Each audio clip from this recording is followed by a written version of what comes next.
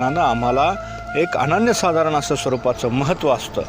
कारण एखाद्या तालमीत जर एखाद्या पैलवानाने एखाद्या कुस्तीच्या फडामध्ये जर कुस्ती समजा जिंकली तर तो मोठ्याने आपल्या दंड ठोपटतो आणि एक सांगतो की अमक्या अमक्या वस्तादाचा पैलवान आहे. म्हणजे संत जनानो, खऱ्या अर्थानं त्या ठिकाणी असणाऱ्या गुरुची महती आपला शिष्य त्याच्यामधून प्रगट करत असतो.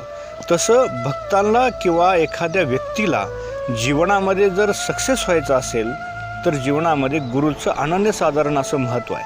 स्वामी विवेकानंदांनी सुद्धा रामकृष्ण परमहंसासारख्या गुरूंचा जीवनामध्ये आधार घेतला तर निश्चितपणे शिखरं त्यांनी सर केली की जगतामध्ये नावलौकिक झाला केवळ आणि केवळ गुरुचा आशीर्वाद होता.